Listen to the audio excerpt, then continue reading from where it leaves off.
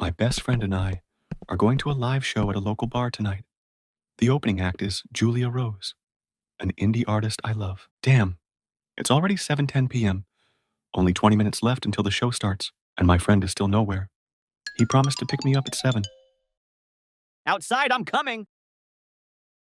Here am I. I hung up, grabbed my jacket, and rushed out the door. Sorry, traffic was a nightmare. We're gonna be late. Hurry up, or we won't get a good spot. Max, unfazed, said, Trust me.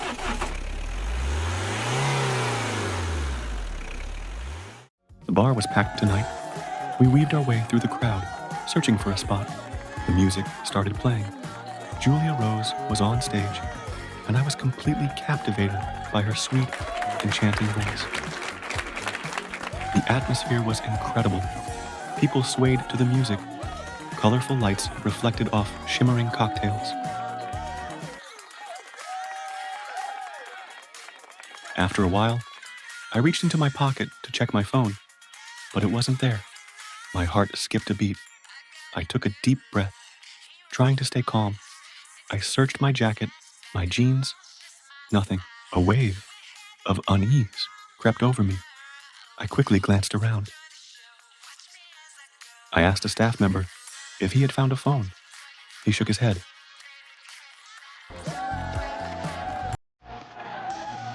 I ran to the restroom, pushing open every stall door. Nothing.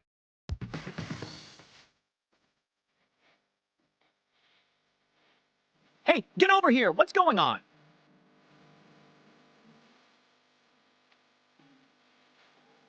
Out of options, I borrowed Max's phone and dialed my number. The call rang twice. I held onto a sliver of hope.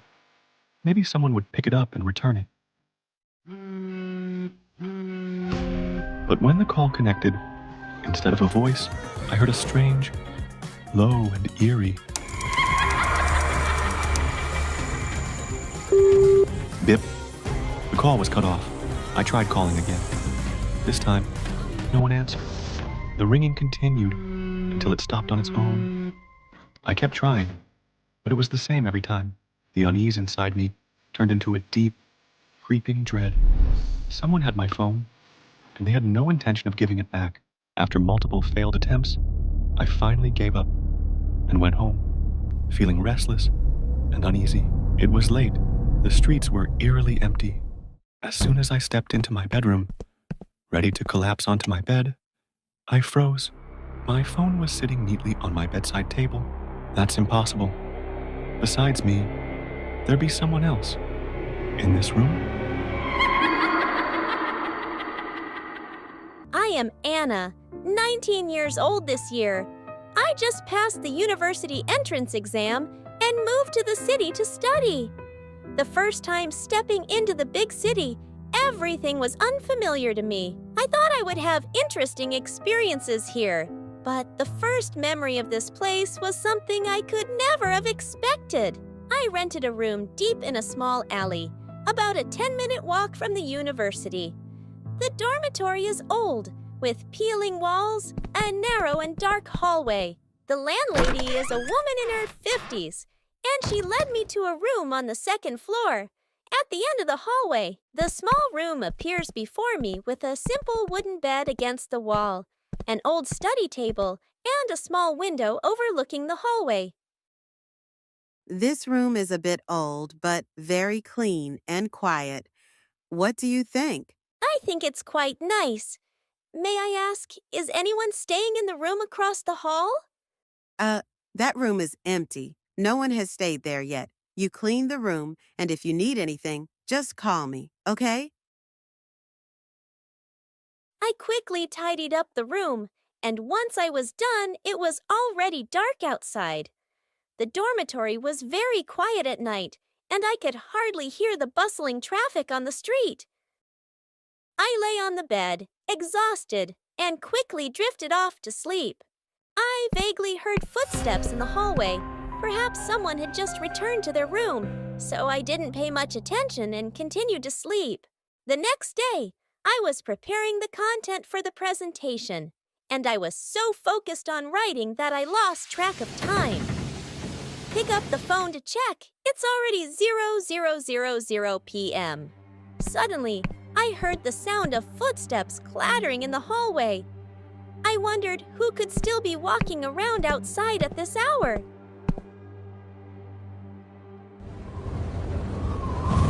I looked out the window, but the corridor was quiet and empty. A chill ran down my spine. I quickly shut the window and rushed to bed. In the middle of the night, I was awakened by the sound of children playing, and there were whispers of people talking, but I couldn't hear what they were saying. Those sounds seemed to be right outside my room. Is anyone there? I called out, but all I received was an invisible silence, a chilling atmosphere enveloping the entire room. I fearfully turned to look out the window. Suddenly, I saw a shadow standing outside the window, a hazy silhouette. Only part of the face could be seen staring at her. The next morning, I decided to tell the landlady about my experiences over the past few days. It could just be the sound of a cat. There are a lot of homeless cats in this region at night. Why didn't you tell me from the beginning?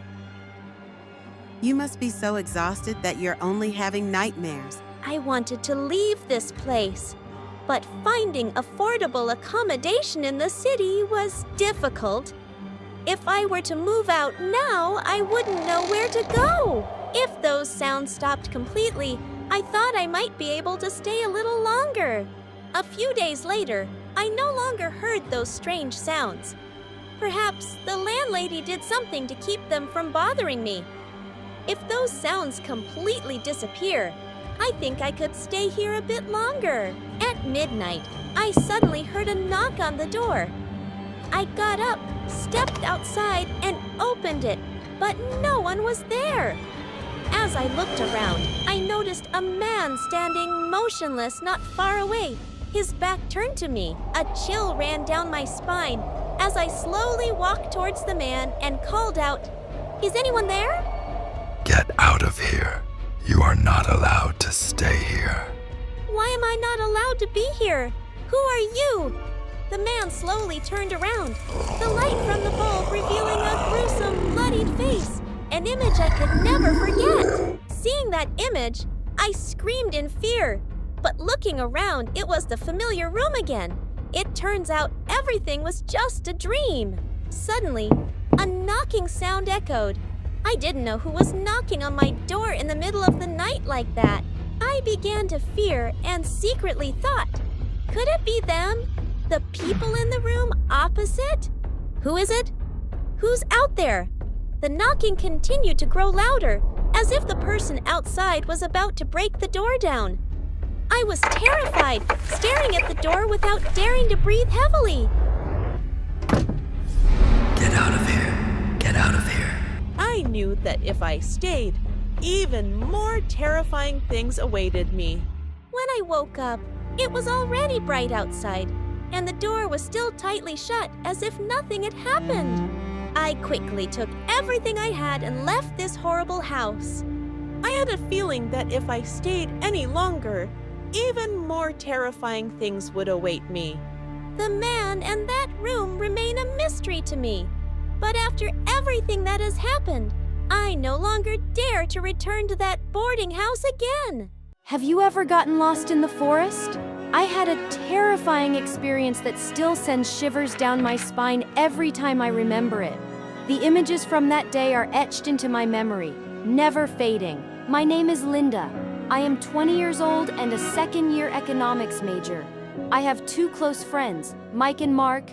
We've been inseparable since we first entered university. But after our mountain trip last month, one of us never came back. We had planned a trip to a mountain about 60 kilometers from our university, a place known for its untouched scenery and fresh air.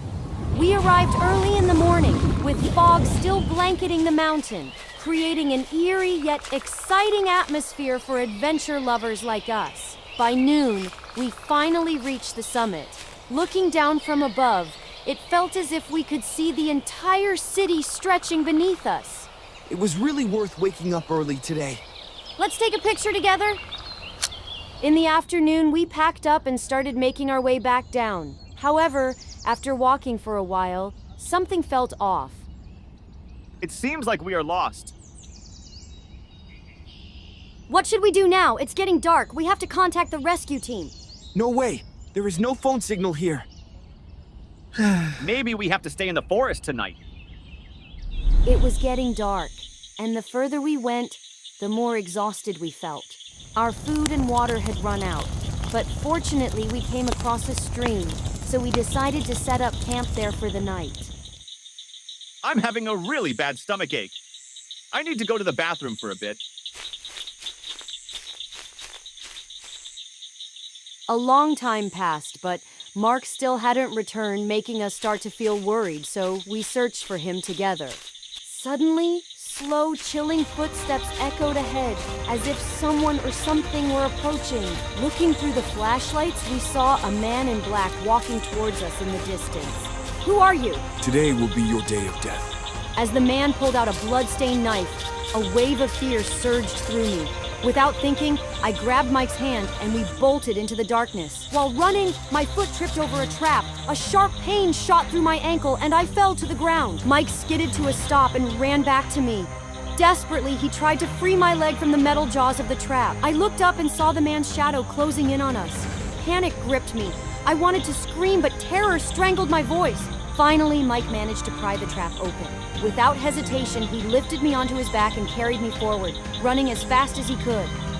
Mike kept carrying me for a long distance through the night. Then we saw an abandoned house in front of us, so we ran inside and treated the wounds. He laid me down on an old bed, looked at me with concern, then quickly sat down to bandage the wound on my leg. Mike had just finished bandaging my wound when footsteps echoed outside, and we hurriedly crawled under the bed. From the inside looking out, I saw the man's legs slowly stepping into the house as if searching for prey.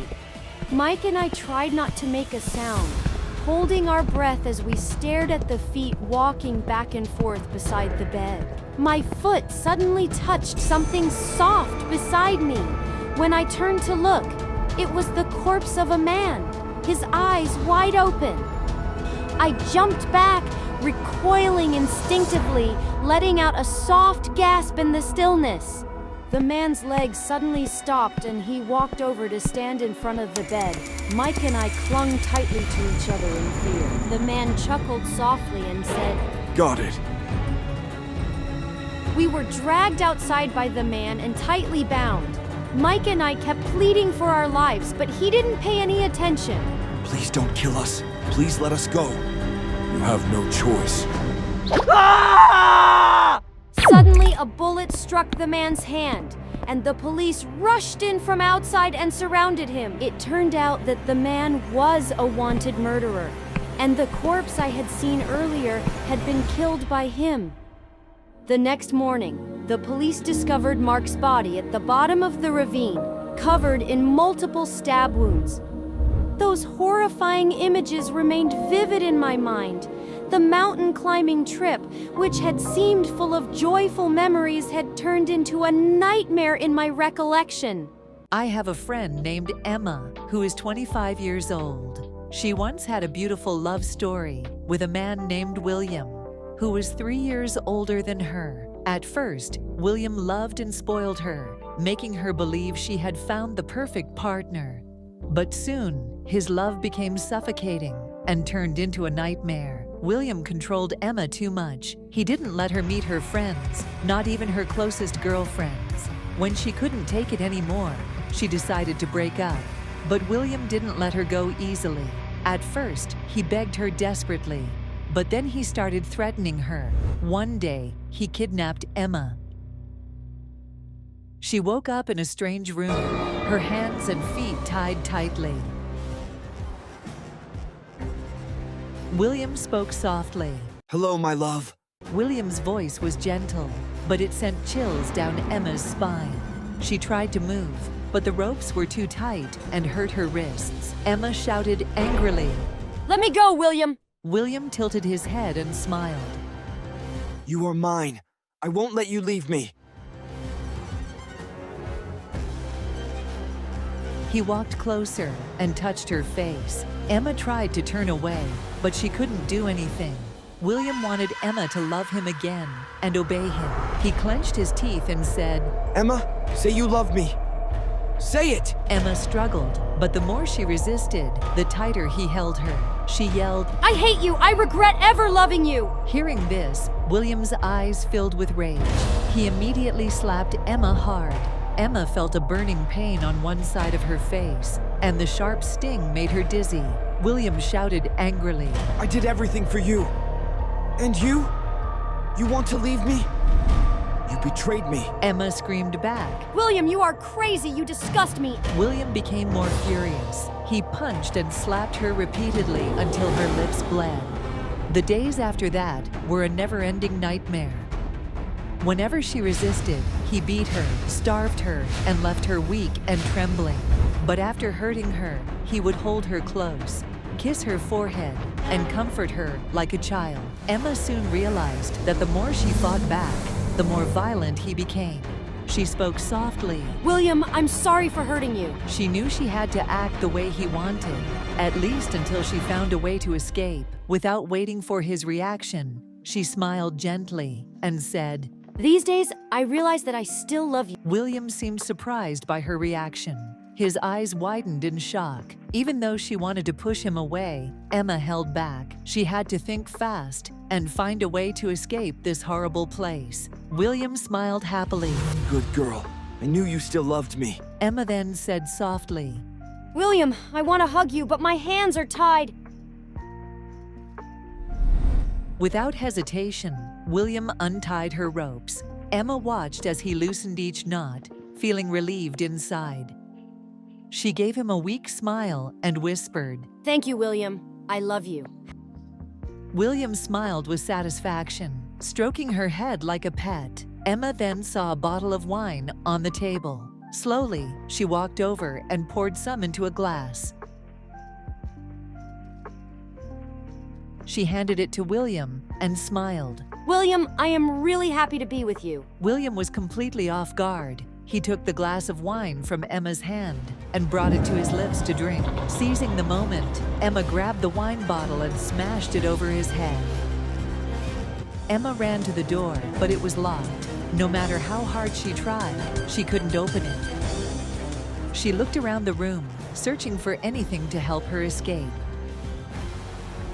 Then she saw a rusty iron rod in the corner. Without hesitation, she grabbed it and used all her strength to hit the door. After several strikes, the door finally broke open. Emma ran outside without looking back. Later, she called the police, but when they arrived, William was gone. There were no signs of torture or blood in the apartment. In fact, the apartment was Emma's home, but she truly believed she had been kidnapped. The police thought she had mental health issues and sent her to the hospital for treatment. A few days later, they found a man's body in an abandoned house outside the city. His body had multiple stab wounds from a broken wine bottle found at the scene. After investigating, the police confirmed that the victim was William. They also found Emma's fingerprints at the crime scene. However, when they questioned her, she had no memory of killing William. After suffering such a huge trauma, Emma could no longer tell what was real and what was just a nightmare in her mind. Now she is in the hospital, receiving treatment for PTSD and paranoid disorder.